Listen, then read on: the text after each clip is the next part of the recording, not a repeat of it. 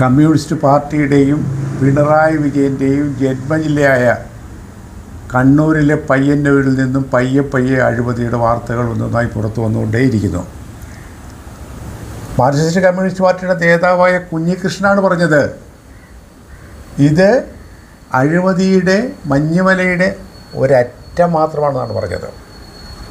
ലക്ഷക്കണക്കിന് രൂപ പിരിച്ചെടുക്കുന്നു, അത് സ്വയം വീതിച്ചെടുക്കുന്നു. എന്തിന്?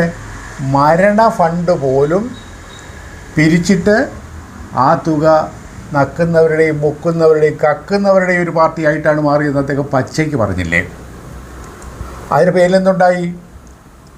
കുഞ്ഞികൃഷ്ണനെതിരെ നടപടിയെടുത്തു.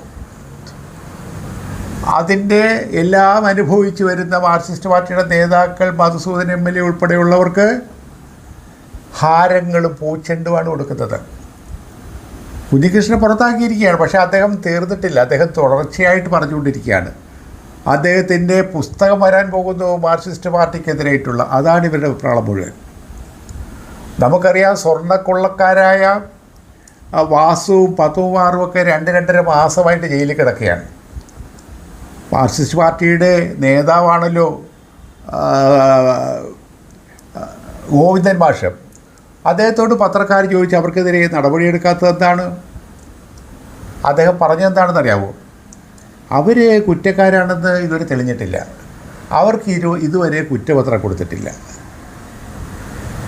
ഇതെന്തൊരു പാർട്ടിയാണ് എന്ന് ചോദിച്ചു കഴിഞ്ഞാൽ അതിനുള്ള മറുപടി പിണറായി വിജയൻ നേരത്തെ തന്നിട്ടുണ്ട്. നിങ്ങൾക്ക് ഈ പാർട്ടിയെക്കുറിച്ചൊരു ചുക്കും അറിയില്ലെന്നാണ്. പ്രൊഫസർ MN വിജയൻ മാർക്സിസ്റ്റ് പാർട്ടിയുടെ സൈദ്ധാന്തികനായിരുന്നു. അദ്ദേഹം പറഞ്ഞെന്താണെന്നറിയാമോ? ക്ലാസ് മുറിയിൽ ചോദ്യം ചോദിക്കുന്ന കുട്ടിയെ നിങ്ങൾക്ക് നിഷ്കരണ ക്ലാസ്സിൽ നിന്ന് പുറത്താക്കാം,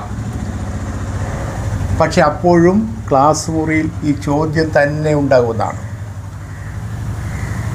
മാർക്സിസ്റ്റ് പാർട്ടി വളരെ ദയനീയമായ അവസ്ഥയിലേക്ക് എത്തിയിരിക്കുകയാണ്. ത്രിപുരയും ബംഗാളുമൊക്കെ സമ്പൂർണ്ണമായി തകർന്നു. അവിടെയുള്ള നേതാക്കളൊക്കെ ഇപ്പോൾ നമ്മുടെ നാട്ടിലുണ്ട്, കേരളത്തിലുണ്ട്. പൊറോട്ട അടിക്കാനും തെങ്ങ് കയറാനും വാർക്കപ്പടിക്കൊക്കെ ഉണ്ട്.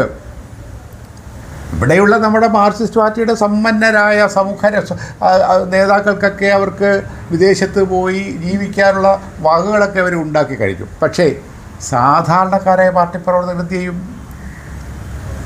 അവർക്കൊറ്റ മാർഗ്ഗമേ ഉള്ളൂ. ഈ ബംഗാളിൽ നിന്നും ത്രിപുരയിൽ നിന്നും വന്ന ഈ പാർട്ടി നേതാക്കളെയെല്ലാം തിരിച്ചയച്ചിട്ട് ആ വാർക്കപ്പടിയും പൊറോട്ട ചുടലും തെങ്ങ് കയറ്റമൊക്കെ അവർക്കിവിടെ നടത്തി ജീവിക്കാൻ വേറെ മാർഗമില്ല. ശരിയാണ് പിണറായി വിജയൻ